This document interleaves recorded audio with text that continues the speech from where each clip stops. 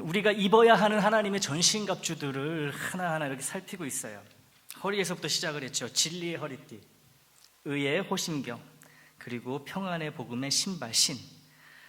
지난주에 여기까지 우리가 알아보았고요. 오늘은 하나 더 추가됩니다. 점점 우리의 전신갑주가요, 하나님의 전신갑주가 완성되어져 가고 있어요. 착착착착 완성되어져 가고 있습니다. 믿음의 방패예요. 오늘은 해당 구절인, 오늘 본문에서 해당 구절인 에베소서 6장 16절 말씀을 함께 봉독하겠습니다. 시작. 모든 것 위에 믿음의 방패를 가지고 이로써 능히 악한 자의 모든 불화살을 소멸하고.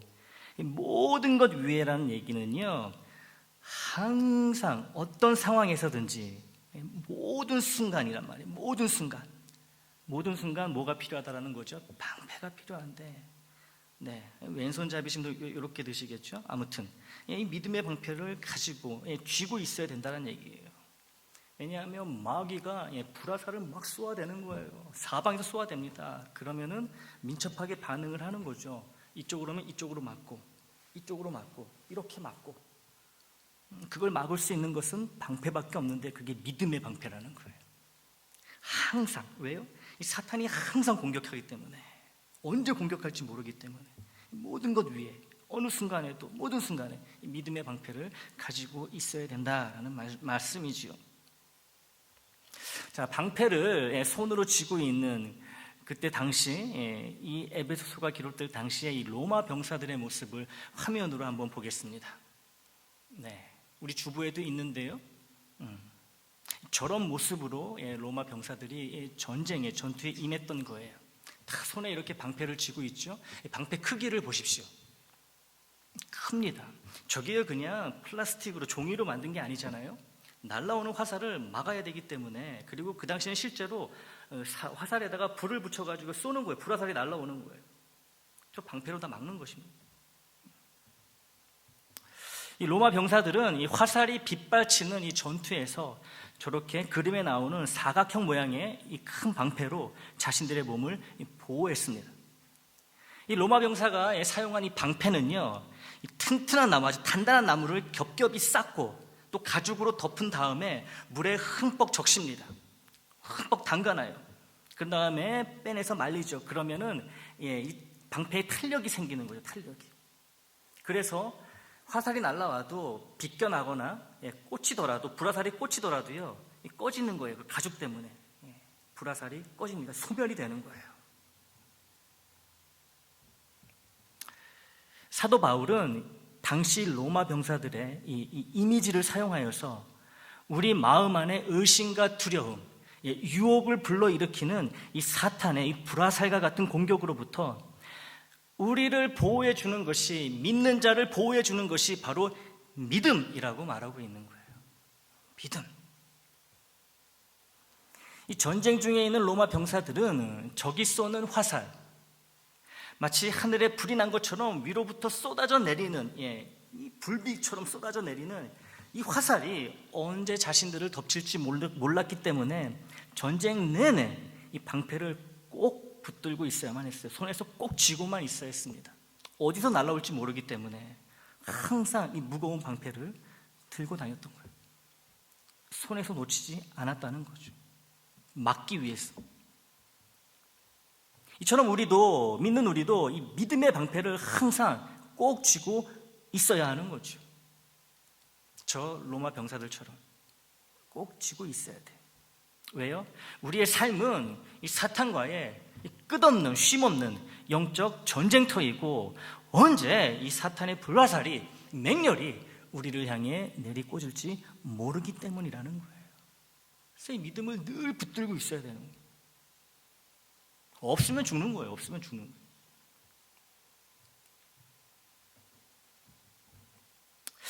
믿음의 방패, 믿음의 방패. 저 그림을 보면서 한번 생각해 보십시오. 믿음의 방패.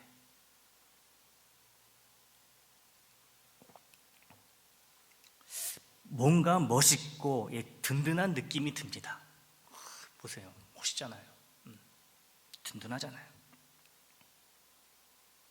그런데요, 이런 느낌과 달리 우리가 이렇게 보는 그런 느낌과 달리 우리가 들어야 되는, 손에 쥐고 있어야 되는 이 믿음의 방패는요, 우리 입장에서 심각한 문제가 있습니다. 우리 입장에서, 나의 입장에서 심각한 문제가 있다는 거예요. 너무 무거워서, 방패가 너무 무거워서 언제나 항상 꽉 붙들고 있는 게, 손에 쥐고 있는 게 힘들다라는 거예요. 이게 문제예요. 이 믿음의 방패가 너무 무겁다라는 거예요. 저 로마 병사들 그 방패 보십시오. 어마어마한 무게예요, 여러분. 근데 우리의 믿음의 방패도 저렇게 힘들고 무겁다라는 거예요. 들고 다니기가 항상 이렇게 쥐고 있는 것이. 그래서 이 무거운 믿음의 방패를 항상 모든 것 위에 들고 꽉 붙들고 내 영을, 내 마음을 지키고 보호하는 일이 무척이나 힘들고 괴롭다는 거죠. 왜요? 너무 무거워요, 이 믿음의 방패가.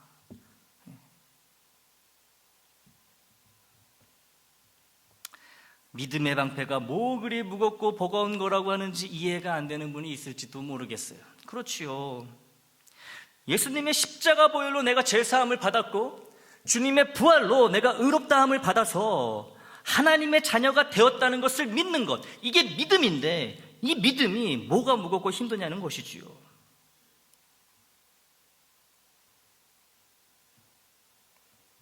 믿음의 방패나 진리의 허리띠나 내게는 힘들 게 없는 거예요. 허리띠는 매면 되는 거고, 방패도, 믿음의 방패도 예수님이 나의 구주라는 거 믿기만 하면 되는데 그거 드는 게 뭐가 힘든가. 항상 들고 있거나 몸에 지니고 있어도 전혀 나는 부담스럽지 않을 것 같거든요. 하지만 방패로 비유되는 오늘 에베소 6장 16절에서 이 방패로 비유되는 이 믿음은 복음에 대한 믿음, 구원에 대한 믿음, 그 믿음은 이야기하는 게 아니에요, 여러분. 방금 제가 이야기한 우리가 다 이렇게 천국 백성이 되고 하나님의 자녀가 된, 하나님과 그 하나가 된 그런 아주 기본적인 그런 믿음에 대해서 이야기하는 게 아닙니다. 복음에 대한 믿음, 구원에 대한 믿음은 이미 진리의 허리띠에서 나왔잖아요. 내가 구세주를 믿음으로 말미암아 나의 죄가 다 십자가에서 사하여지고 부활하신 주님의 능력으로 죽었던 나도 다시 살아났다. 이 복음에 대한 진리, 이 복음에 대한 믿음, 구원에 대한 믿음은 우리가 첫 번째 하나님의 전신갑주 중에 이 허리띠를 이야기할 때, 이 말씀을 나눌 때 나왔잖아요. 그러니 이미 나온 믿음에 대해서 바울이 또 이야기하겠습니까? 이미 허리띠에서 나왔는데. 그래서 믿음의 방패라는 표현에서, 이 말에서 여기서 말하는 믿음은 다른 내용의 믿음을 말하고 있다는 것이죠. 다른 내용의 믿음.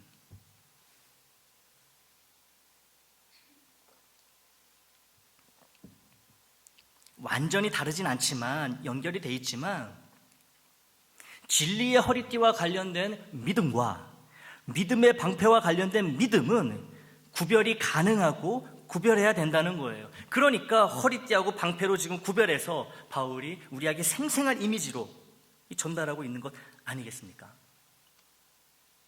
믿음의 방패와 관련된 믿음이 무엇인지, 도대체 믿음의 방패에서 이 믿음이 무엇인지 그 내용을 알기 위해서는, 이 믿음의 내용에 대해서 알기 위해서는 에베소 교회 교우들이 살고 있던 1세기 에베소 도시가, 이 에베소 도시가 종교적으로 어떤 곳이었는지 우리가 알 필요가 있어요.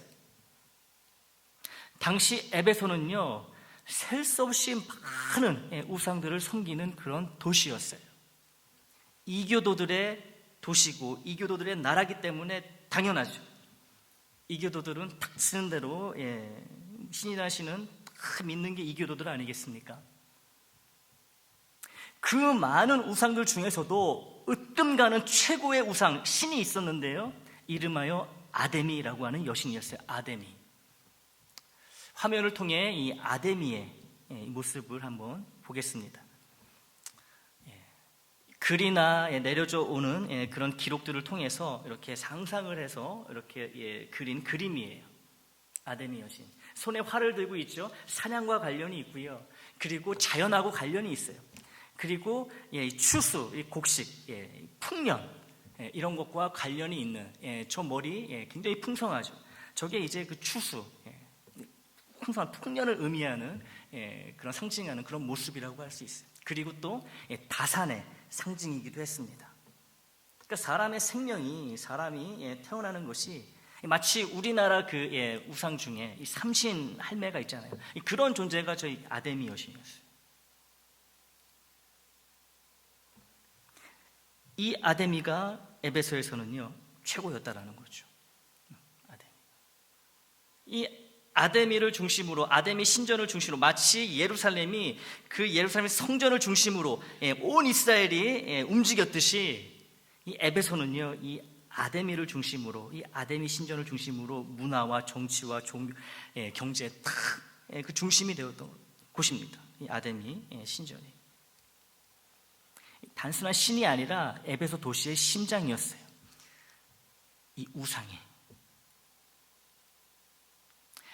웅장한 아데미 신전은 예배의 장소일 뿐만 아니라 제사의 장소일 뿐만 아니라 그 에베소 시민들의 자부심을 상징하는 우뚝 솟은 거대한 상징물이기도 했습니다. 저것도 이제 복원을 한 거예요. 역사의 사료를 바탕으로 해가지고 어마어마하게 잘 지어놨죠. 돈이 많은 도시였기 때문에 쓸데없이 저런 데다가 막 돈을 쓰는 거죠. 저렇게 아주 그냥 의리의리한 웅장한 그런 신전을 세워가지고 저기서 온갖 이 더럽고 난잡한 그런 일들을 행했던 거예요. 이 아데미 여신이 다산의 상징이라 그랬잖아요. 그럼 저기는 아데미 신을 섬기는 그 무속인들이 있었어요. 그 여성 무속인들이 있었던 거예요.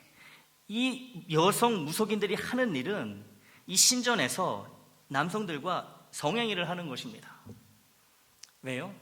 아데미 여신이 다산의 상징이고, 그때 남았던 그 조각들을 보게 되면요, 아데미 여신, 이 상체에 가슴이 여러 개가 달려 있어요.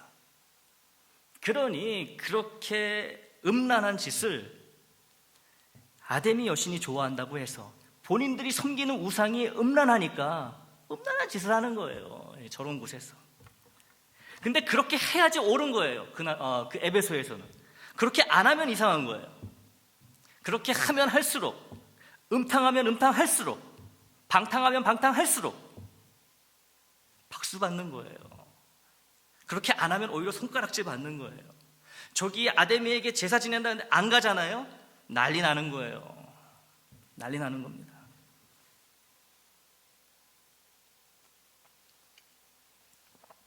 이러한 에베소에서, 이러한 환경에서 예수님만을 구주로 믿고 참 신으로 믿는 이 에베소 교우들은 엄청난 어려움을 겪을 수밖에 없었다라는 거죠.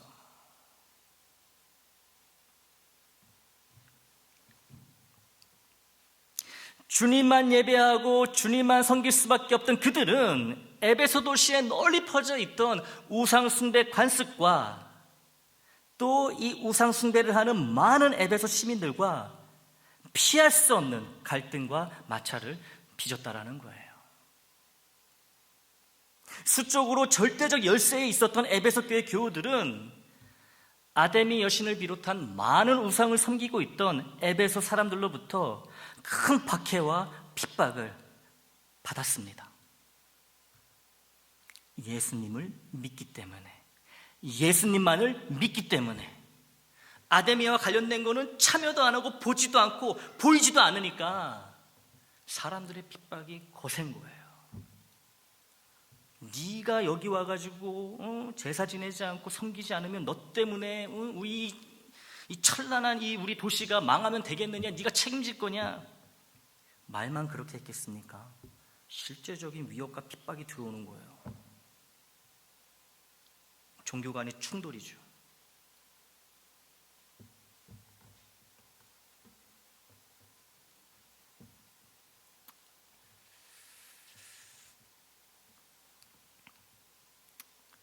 우상 숭배에 반대하는 에베소 교회 교우들은 에베소의 경제적 생명줄과 직접적인 관련이 있던 이 아데미 신전, 그 신전과 관련 있는 사람들하고 큰 마찰을 겪었습니다. 어떤 사람들이냐 하면 저기에 많은 돈이 들어오고 나가고 저기서 상업이 이루어지고 경제가 이루어지고 그 에베소의 돈이란 돈은 저기를 거쳐서 가게 되니까 저기에 붙어먹는 사람들이 많았다라는 거예요. 아데미 신전 인기 있잖아요. 많은 사람들이 돈을 갖다 바치잖아요. 그러니까 저기서 빌부터 먹고 사는 사람들이 많았다라는 거죠. 그 중에 한 명이 사도행전에 나오는 데메드리오 아니겠습니까? 그러니 이 에베소 교회 교우들 같은 사람들이 자꾸만 늘어나가지고 아데미 신전을 찾는 발걸음이 줄어든다면 사람들이 아데미 신을 찾는 게 아니라 아데미를 찾는 게 아니라 예수라고 하는 듣도 보도 못한 이상한 사람에게 가가지고 그 이름에게 절을 하고 그 이름을 믿고 그러면은 자기들의 생계에 이제 곤란해질 거 아니겠습니까? 그러니 이런 사람들이 제일 발벗고 앞서가지고 예수 믿는 에베소 교회 교우들을 핍박을 하는 거예요. 이 바울도 이런 사람들 때문에 핍박을 받지 않았습니까? 여러분, 이 밥그릇 걸려있는, 밥줄 걸려있는 거, 이 목숨 걸잖아요, 사람들이. 그러니까 더욱 맹렬하게, 더욱 거세게 핍박을 받고 있었던, 정말 생계의 위협, 생명의 위협을 받고 있었던 그리스도인들이 에베소 교회 교우들이었다는 거죠. 참 예수 믿기 힘든 상황이에요, 여러분. 그뿐인지 아십니까? 이게 돈하고 관련되면요, 삶의 모든 부분하고 관련이 있잖아요. 사회적으로도 정치적으로도 막 압력이 들어오는 거예요. 이 아데미 신 숭배, 이 아데미 숭배는 에베소 사회 구조에 아주 기초 토대를 이루고 있었던 것이죠. 이 아데미를 거부하는 것은 단순한 종교적 선택이 아니라 사회적, 정치적 규범에 대한 반항으로 여겨졌습니다. 사회에, 정치에, 또 에베소 지도자들에게, 나아가서 로마 황제에게 반항하는 거예요. 반역죄지요. 반역죄는 사형이잖아요. 그런 반역죄인이라는 그런 이 딱지를 붙이고 살았던 자들이, 그런 위험 가운데 살았던 자들이 에베소 교회 교우들이었어요. 배척을 당하는 거죠. 사회적으로, 정치적으로 큰 불이익을 당하는 거예요. 근데 그 모든 이 어려움과 이 핍박과 박해와 이 위험을 감수해야만 했던 사람들이 바로 에베소 교회 교우들이었다. 이분들이 이렇게 힘들게 신앙생활을 했다라는 거예요. 여러분, 만약에 이 에베소 교회 교우들이 이런 상황에서 바울이 지금 보낸 에베소서를 보고서도 적혀있는 바울의 편지대로 살지 못했다면 아마 에베소서는 우리 신약성경에 기록이 되지 못했을 것입니다. 들어오지 못했을 거예요. 왜요? 그 말씀대로 교우들이 살지 못했는데 그 말씀이 어떻게 하나님의 말씀이 되겠습니까? 이게 남아있다라는 것은요, 에베소서도 그렇고 갈라디아서도 그렇고 고린도전서도 그렇고요, 이 문제 많았던 교우들이지만 바울이 보낸 이 하나님의 말씀, 편지를 받아 들고서 회개하고 그 말씀대로 변화를 받아서 그렇게 살았기 때문에 이 편지들이 남아있는 거예요. 2000년이 넘도록 이렇게 내려져 오고 있는 거죠. 이 에베소 교회 교우들은요, 바울이 지금 전하고 있는 이 전신갑주의 말씀을 그대로 받아들인 거예요. 입었던 거예요. 모든 위험 가운데서요, 믿음을 포기하지 아니하고 주님을 배신하지 아니하고 끝까지 신앙을 지켰다라는 것이죠. 훌륭한 분들입니다. 아까도 말씀드렸지만 이 아데미 여신과 관련된 이 관습과 그리고 이 제사와 이 숭배, 음탕하기가 그지가 없어요. 음탕하기가 그지가 없습니다. 그러니 이 정결과 순결을 강조하는 참 이 순수한 깨끗한 이 기독교, 이 예수님의 가르침에 이 정면으로 배치가 되는 일이니 참여를 할 수가 없는 거죠. 예수를 믿고 참 믿음으로 참 구원을 받은 자라면은 이 할 수가 없는 거예요. 죽어도 못 하는 거죠.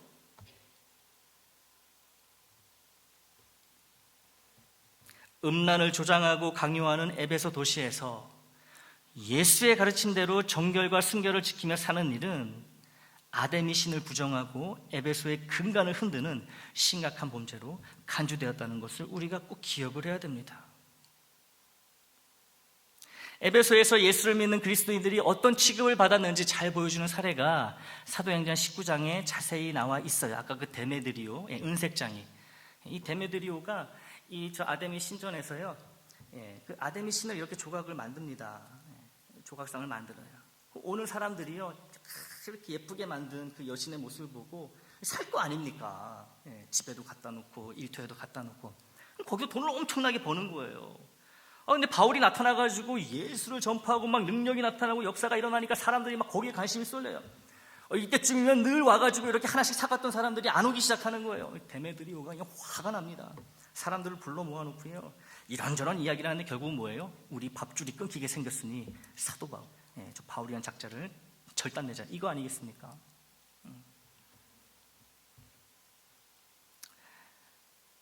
복음과 그리고 또 기독교의 성장은 당연히 상당한 반발을 불러일으켰다라는 거죠. 에베소 내에서. 이 데메드리오 이 사람이 폭동을 일으키는 거예요. 폭동을. 자기 밥줄이 끊기게 생겼으니 왜 안 그러겠습니까? 여러분, 우리 이런 것들을 다 이렇게 모아서 생각해 보면은 얼마나 이 에베소에서 신앙생활하는 것, 예수 믿는 것이 정말 보통 일이 아니었다는 것을 우리가 생각하게 됩니다. 실제적으로 위해가 들어오는 거예요. 그냥 욕만 먹는 게 아니에요. 손가락질 당하는 게 아니에요. 물리적으로 이 불이익이 온다는 얘기죠. 목숨의 위협까지 또 이렇게 들어오는 거예요. 사람들이 몽둥이 들고요, 쳐들어오는데 이거 어떡합니까 이거. 이런 가운데서 예수 믿고 있는 거고요, 이걸 너무나 잘하고 있는 바울이기 때문에 하나님이 전신갑주 이 교회에다 써서 보내는 거예요. 다른 교회는 전신갑주 얘기 없잖아요. 에베소 그렇게 영적으로 문란하고 힘든 곳이었다는 거죠.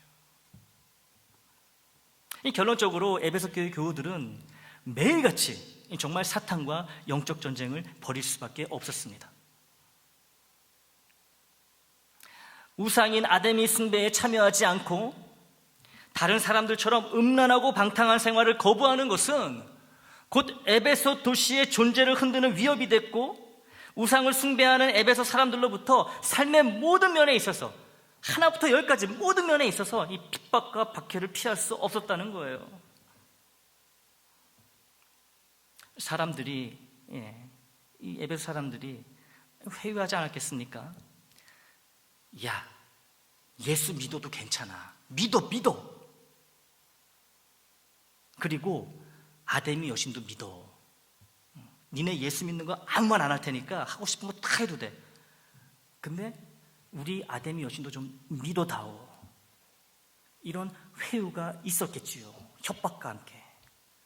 그런데 여러분, 삶이 너무 힘들고 어딜 가도 고개를 못 들고 다니고 사람들이 많은 곳에 가면 맞아 죽을지도 몰라요. 밖에 다니는 것도 힘듭니다. 예수 믿는 것 때문에. 근데 이런 회유가 들어옵니다.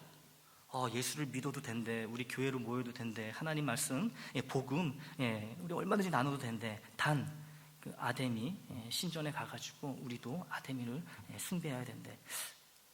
여러분, 이게 얼마나 달콤한 유혹으로 다가왔겠습니까? 생떼 같은 자식들이 있어요.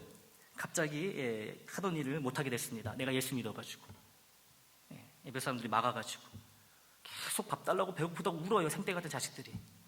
그런 사람에게 에베소 사람들이 찾아와가지고 이렇게 회유를 한다고. 내가 만약에 그 입장을 생각해 보십시오. 이거요, 거부하기 힘든 유혹입니다.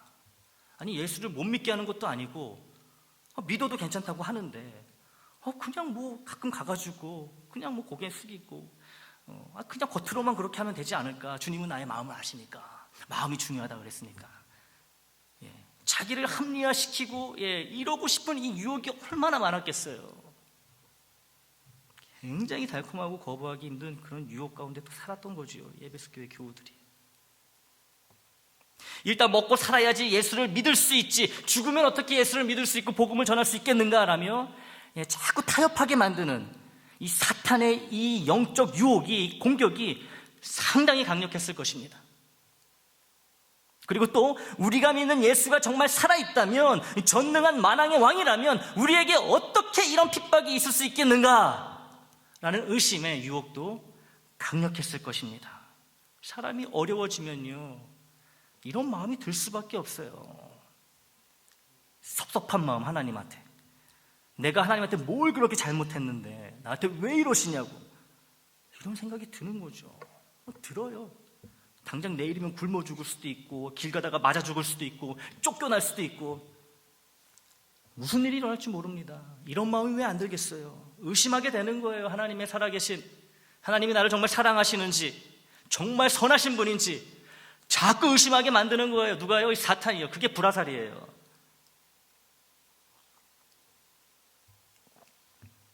달콤한 회유로, 그리고 강력한 의심으로 사탄이 자꾸 유혹하는 거예요. 마구마구 쏘아대는 거예요, 불화살을. 바울이 말하는 사탄의 불화살이 바로 이런 두려움과 의심이라는 거죠.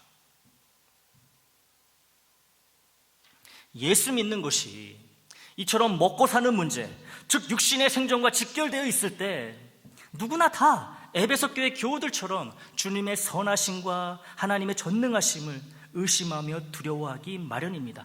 의심하고 두려워하니까 바울이 성급히 에베소서를 기록한 거예요. 그들에게 편지를 기록한 거 아니겠습니까? 너무나 잘 아니까, 자기가 겪어봤으니까, 이 교우들 그대로 내버려두면 안 되겠다, 특단의 조치가 필요하겠다. 하나님의 전신갑주 아니겠습니까? 하나님이, 이 성령님이 바울의 손을 붙잡고 쓰시는 거예요.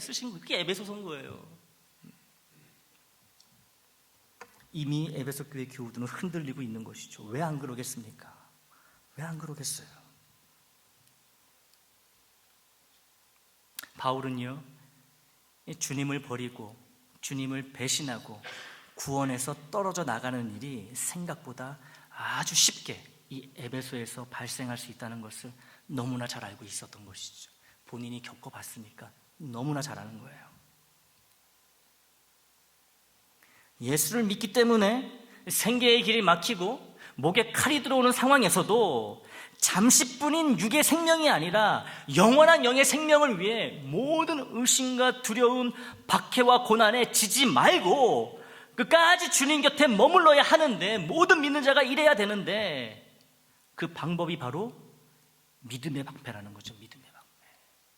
믿음의 방패를 항상 꽉 쥔 채 붙들고 있는 것, 이것이 사탄이 쏘아대는 의심과 두려움과 이 박해와 고난을 이겨내는 방법이라는 거예요.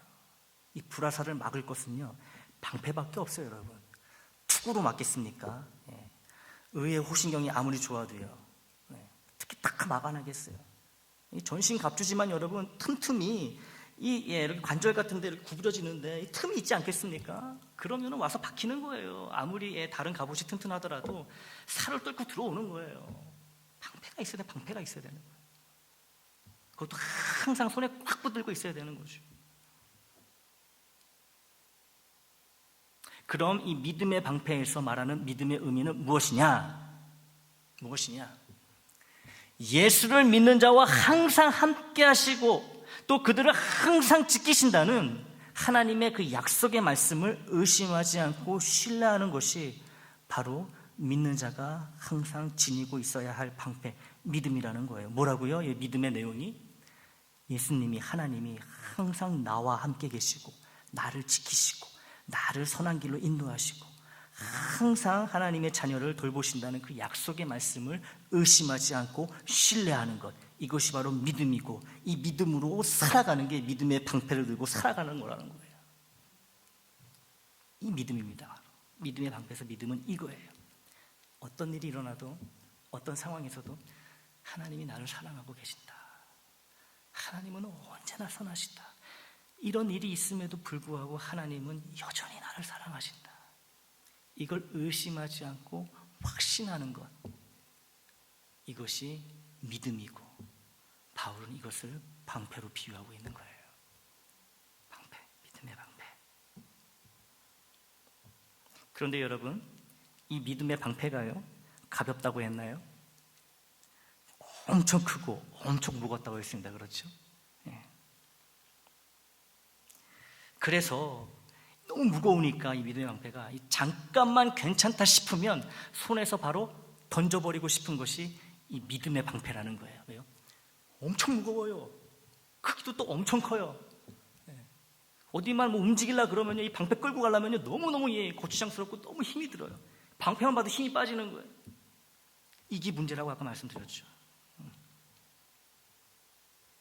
에베소 교회 교우들이 사탄이 아주 강하게 역사하는 우상의 도시 에베소에서 그리스도인으로 살아갈 때 그들에게 가해지는 실제적인 협박과 위험, 두려움, 의심에도 불구하고 하나님은 여전히 살아계시고 전능하시고 나를 사랑하시고 나에게 가장 좋은 것을 허락하시며 나를 도우시고 나를 건져내어 주신다는 말씀을 의심 없이 믿는 것, 그리고 비록 그렇게 아니하실지라도 나는 이미 구원받은 은혜로 인해 하나님께 감사하며 주님의 이름으로 고난과 위협을 감수하고 죽음도 기꺼이 받아들이겠다고 결단하는 이런 믿음은요, 이런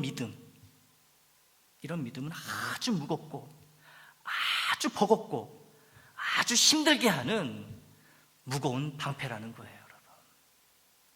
이 믿음이요, 정말 힘든 믿음이에요, 여러분.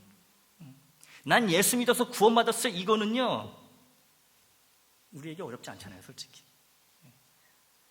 하루에도 수십 번, 수백 번 들어도 하나 부담이 안 되고 은혜 받는 게 이 복음의 내용이잖아요. 예수님이 나 대신 다 해주셔가지고 난 그냥 그걸 믿기만 하면은, 그냥 나는 아무것도 한 것도 없는데 그냥 믿기만 했는데 하나님의 자녀가 되고 하나님 보호하심을 받고 영생을 보장받고 이 육의 부활도 약속을 받고. 그런데 오늘 말하는 이 믿음의 방패에서 믿음은 뭐라고요?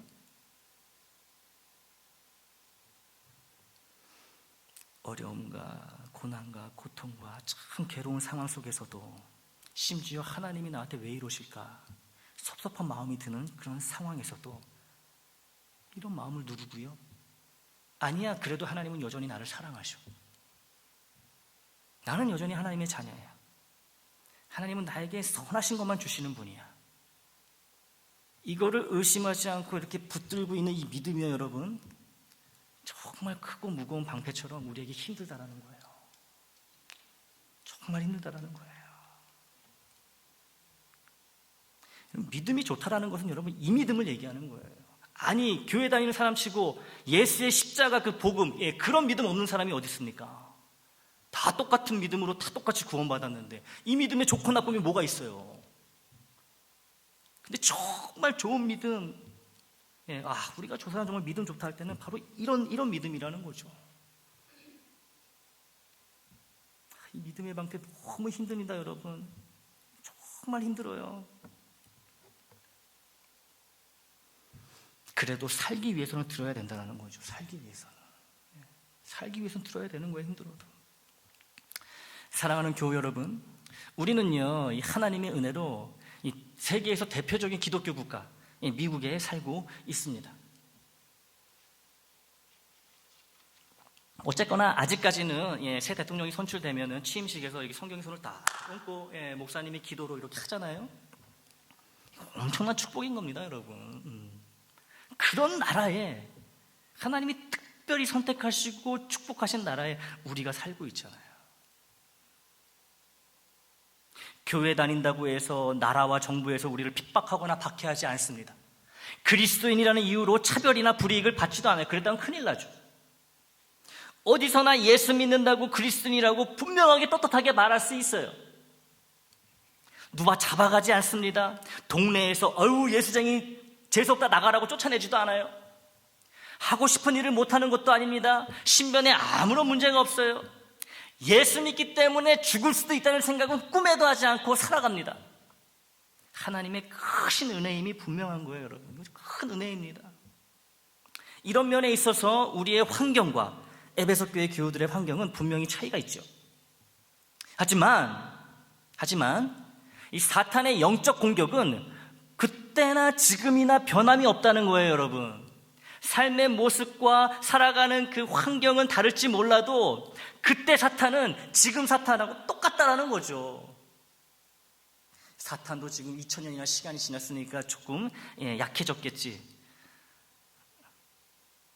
그럴 리가 없죠. 그때는 사탄이 더 무자비하게 믿는 자를 공격했고 지금은 사탄의 공격이 많이 약해졌어. 말이 안 되는 거예요.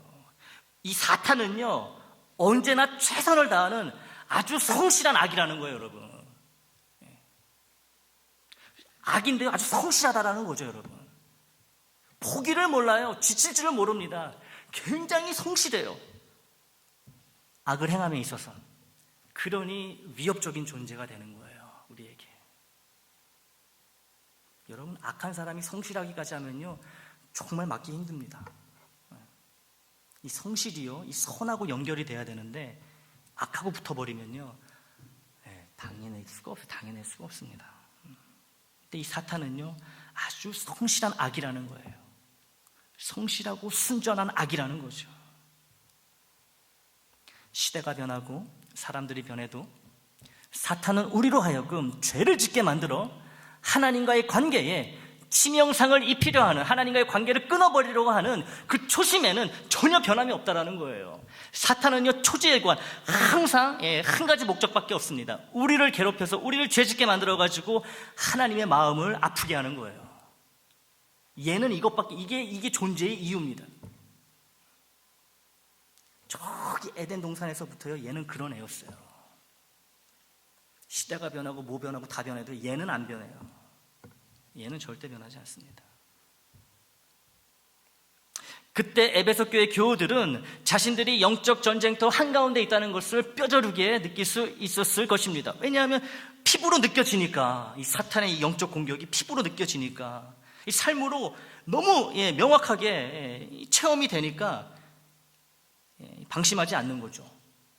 더 정신 차려야 되겠다. 그럼 바울이 본인들에게 보낸 편지의 내용을 다시 기억을 하게 되는 전신갑주, 하나님의 전신갑주. 그들이 받고 있는 핍박과 박해, 생계와 생명의 위협이 예수님을 믿기 때문이란 것을 한시도 잊을 수 없게 만들었다는 것이죠. 그래서 이런 핍박과 박해, 생명의 위협에도 불구하고 주님을 떠나지 않기 위해서는 그들에게 무언가가 필요하다는 것을 그들도 잘 알고 있었을 것입니다. 우리의 힘으로는, 나의 능력으로는 안 되는구나, 우리에게 도움이 필요하구나, 절실히 알았다는 거죠. 그리고 바울은 그들의 가려운 곳을 아주 시원하게 긁어주듯이 하나님의 전신갑주 중 하나인 믿음의 방패를 제시하고 있는 거예요. 놀라운 역사입니다. 하나님은 사람과 사람을 통해 가지고 역사하시는 거예요. 반면에 우리는 어떤가요? 반면에 우리는 어때요? 지금 우리는 피부로 와닿는 핍박과 박해, 생명의 위협이 없기 때문에 오히려 사탄의 영적 공격에 둔감해져 있습니다. 이 편안함이, 근심 걱정 없이 눈치 보지 않고 교회로 이렇게 오고 싶으면 올 수 있는 이 은혜의 상황이 오히려 영적 공격에, 영적 전쟁에 둔감하게 만든다라는 거예요. 왜요? 피부로 와닿지가 않으니까, 누가 뭐라 하지 않으니까. 내가 지금 사탄하고 싸우는 삶을 살아가는지, 같이 한 편을 먹고 악한 일을 하고 있는지 모른다는 거예요. 둔감해져 가는 거예요. 마비되어져 가는 거예요.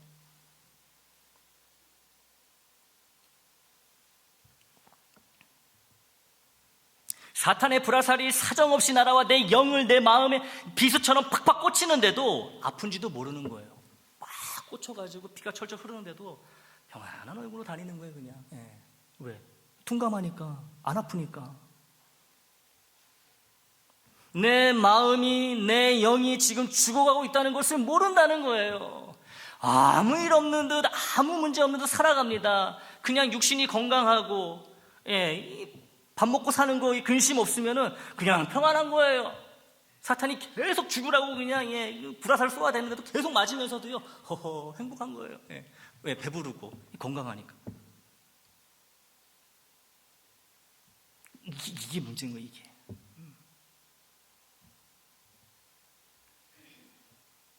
두려움 없이, 의심 없이, 거리낌 없이 마음껏 하나님의 자녀로 살라고 주신 이 은혜의 삶을 감사하지 못하고 오히려 사탄이 마음껏 농락하는 그 놀이터로 전락시켜 버린다는 거죠. 우리가 이 큰 은혜를 받고서도요, 은혜 받은 자답게 살아가지 못하고 오히려 이 은혜를 가지고요, 이 사탄의 농락을 당하는, 그런 모습으로 살아간다는 거예요.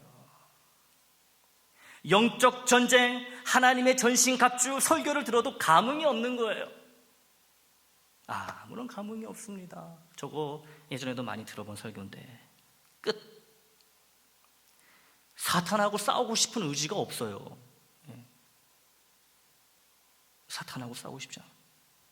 혈과 육에 대한 싸움에만 그냥 특별같이 달려줄 줄만 알지, 이 정말 싸워야 될 이 우리의 그 원수, 이 사탄하고는 싸울 의지가 없다니까요. 하나님을 믿는다고, 의지한다고, 사랑한다고, 신뢰한다고 이 말하지만 사탄의 존재와 사탄의 악한 공격은 믿지 않는 것만 같아요. 우리가 하나님의 살아계심을 믿는다면요, 우리는 사탄의 그 존재도요 반드시 기억을 하고 생각을 해야 되는 거예요. 이놈이 어떤 놈인지 늘 잊지 말아야, 방심하지 말아야 되는 거예요. 그러면서 믿음의 방패를 준비하는 거죠. 하나님의 사랑, 하나님의 위로, 항상 용서해 주시는 분, 이거는 기억을 하면서 사탄의 공격, 내가 사탄과 지금 영적 전쟁을 벌여야 한다는 것을 생각을 안 하는 거예요.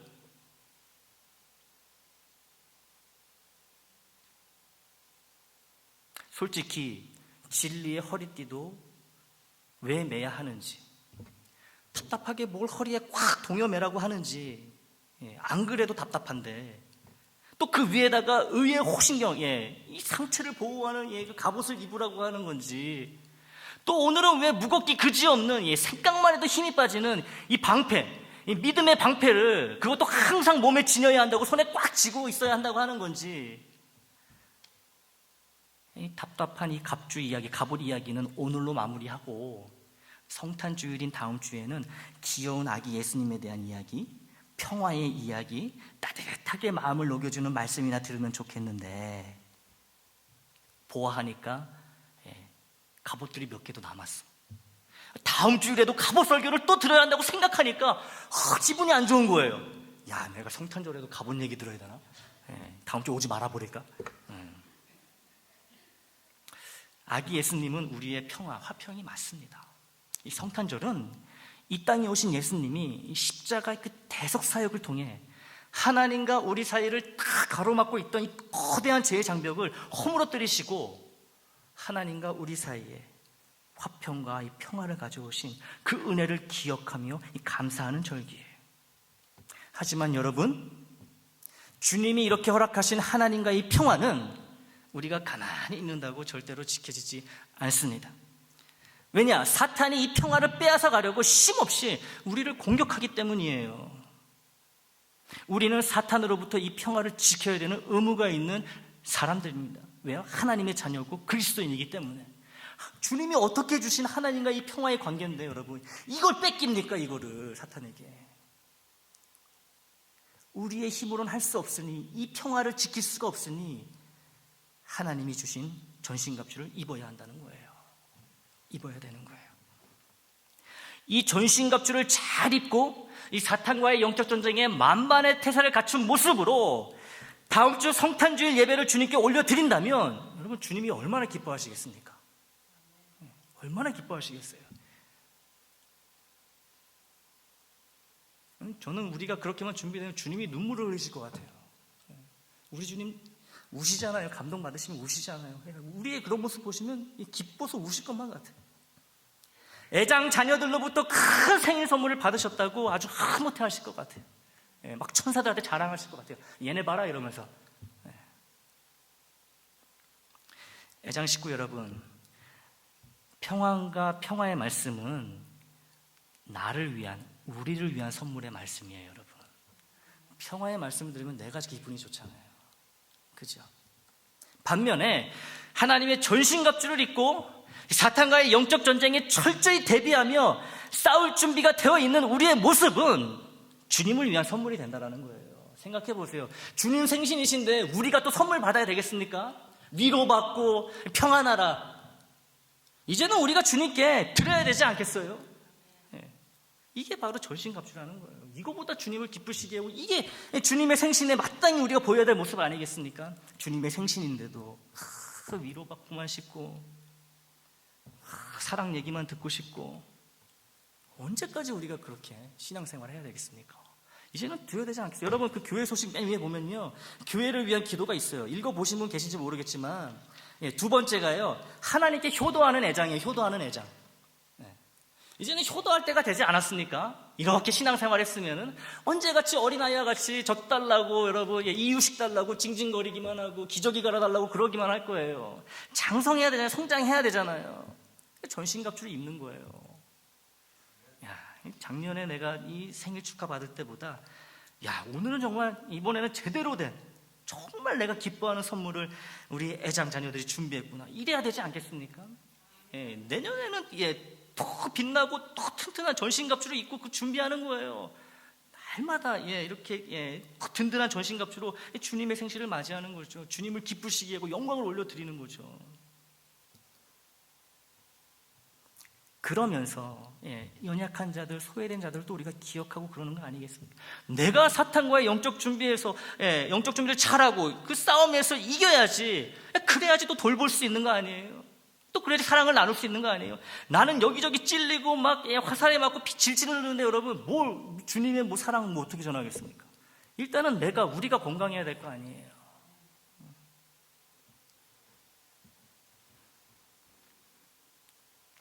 주님이 주신 평화를 사탄으로부터 지키기 위해 하나님의 전신갑주를 입고 주님의 탄신을 기쁨과 감사로 예배하는 우리의 모습은 이 동방박사들이 아기 예수님께 드린 황금, 유향, 모략보다 훨씬 더 귀하고 값진 선물로 주님이 받으실 줄 믿습니다. 오늘 우리가 받은 믿음의 방패는 하나님의 전신갑주 중 가장 무겁고 다루기 힘든 방어용 무기예요. 그런데 조금은 달라요. 진리의 허리띠와 의의 호신경, 그리고 평안의 복음의 신은 수동적입니다. 걔네들 그냥 몸에 붙어만 있죠. 근데 이 방패는 뭐예요? 굉장히 능동적이고 적극적이에요. 들어야 되는 거예요. 그리고 화살이 날아오는 방향에서 항상 이렇게 막아야 되는 거예요. 가장 무겁고 가장 힘든 이 방어용 무기가 이 믿음의 방패라는 거죠. 왜요? 이 믿음, 아까 그 말씀드린 이 믿음이 그만큼 힘들다라는 거예요. 힘들다라는 거죠. 가장 힘들다라는 거예요. 아무리 무거워도, 아무리 힘이 들어도 이 믿음의 방패를 꽉 쥐고서 놓지 않는다면 앞에 나왔던 갑옷들, 그리고 뒤에 나올 갑옷들을 입고 걸치고 쓰는 것은, 또 드는 것은 상대적으로 쉬운 일이 될 것입니다. 믿음의 방패만 여러분 들게 된다면 나머지 전신갑주의 그 나머지 갑옷들은요, 수월하게 입고 걸치고 한다라는 것이죠. 이게 여러분 핵심이, 이게 믿음의 방패가 핵심입니다. 믿음의 방패가. 의심과 두려움, 근심과 걱정이 들 때, 그때가 바로 사탄이 불화살로 공격하는 때라는 것을 기억하시기 바랍니다. 그리고 그때가 바로 하나님의 선하신 계획과 인도하심을 더욱 신뢰하고 확신하는 믿음이 필요한 때, 믿음의 방패를 들어야 하는 때임을 기억하시기 바랍니다. 예수 믿는데 왜 내게 이런 일이 일어났을까? 하나님이 살아계시고 나를 정말 사랑하신다면 이런 아픔이, 이런 비극이, 이런 참담함이 어떻게 내게 일어날 수 있을까? 이런 생각이 마음에 들 때 사탄의 불화살 공격은 이미 나를 향하여 날아오고 있다는 것을 깨닫게 되시기를 바랍니다. 하나님의 선하심을 의심하게 만들고 하나님을 원망하게 만드는 두려움, 근심, 걱정에 빠져 있는데, 그런데도 하나님의 선하심과 사랑과 능력을 붙들고 믿어야 하는 이 믿음은 로마 병사의 큰 방패처럼 너무 무겁고 너무 힘이 드는 그런 믿음이 맞습니다. 정말 힘들어요. 진짜 힘듭니다. 이 믿음의 방패 드는 것, 쳐다보는 것도 힘이 들어요. 드는 거는 더 힘들죠. 항상 쥐고 있는 거는요, 말할 수 없이 힘든 일입니다. 그러나 아무리 무겁고 힘들더라도 내 영이 살고 나와 하나님 사이의 평화를 지키기 위해서는 하나님이 주신 이 믿음의 방패를 들어야 한다는 거예요. 울면서도 들어야 되는 거예요. 주님이 어떻게 주신 하나님과의 이 회복된 관계, 화평의 관계인데, 여러분, 이것을 빼앗깁니까? 힘들다고 이거 안 들 거예요. 안 그러면 죽는데, 하나님과의 관계가 깨지는데, 죄 때문에. 내 영의 안정과 내 영의 생명을 위해 기꺼이 힘든 믿음의 방패를, 이 무거운 믿음의 방패를 손에 꽉 붙들어야만 하는 거죠. 더 값진 것을 얻고 지키기 위해 덜 값진 것을 포기하고 희생할 줄 아는 지혜로운 우리가 되어야 됩니다. 값진 것을 지키기 위해 아파도 하고 희생도 하고 고생도 하고 그래야 된다는 거예요. 왜요? 그래야지 값진 것을 지킬 수 있으니까. 이 값진 것, 가장 값진 거 이거 잃어버리면 뭐 할 거예요? 하나님이 없는 것 같은 상황에서 하나님의 살아계심을 믿고, 하나님으로부터 버림받은 것 같은 상황에서 하나님의 사랑을 의심하지 않으면, 갑작스러운 사고로 크게 슬퍼하고 깊이 절망하는 상황에서 소망의 하나님께 부르짖는 것, 이 어렵고 힘든 일들이 끝까지 하나님의 선하심을 붙드는 것이 바로 믿음의 방패를 드는 것입니다. 이 믿음의 방패를 들고 싶어하는 간절한 마음, 하나님 너무 무거운데, 너무 힘이 드는데 정말 이 믿음의 방패 들고 싶습니다. 이 간절한 마음, 진실된 마음 하나만 있다면 주님은 친히 내게 오셔서 연약한 내 손을 주님의 못자국난 손으로 잡으시고, 주님의 힘으로 내가 그 무겁고 힘든 믿음의 방패를 들어 올리게 하시고 꽉 쥐고서 놓치지 않도록 붙들어 주실 줄 믿습니다. 힘들고 무거운 믿음의 방패지만 나의 힘이 아닌 주님의 힘으로 우리 모두는 능히 이 믿음의 방패를 손에 들 수 있습니다. 놓치지 않고 꽉 붙들 수 있습니다. 우리의 영을 사탄의 불화살로부터 보호할 수 있습니다. 그렇게 주님이 은혜를 주신 하나님과의 평화의 관계를 지킬 수 있습니다. 의심과 실망과 절망과 근심과 큰 아픔에도 불구하고 하나님의 선하심과 사랑하심을 더욱 굳게 믿는 이 믿음을 주께서 더욱 강하게 하시고 굳세게 하여 주시기를 원합니다. 사탄의 불화살이 언제 날아오더라도 주님의 능력으로, 주님의 힘으로 이 믿음의 방패를 들어 모든 불화살을 막고 그 악의 불을 꺼트려서 주님이 주신 핏값으로 생명으로 주신 하나님과의 화평을 지키고 그 화평 안에 거하는 저와 여러분, 우리 애장이 되기를 주님의 이름으로 축원합니다.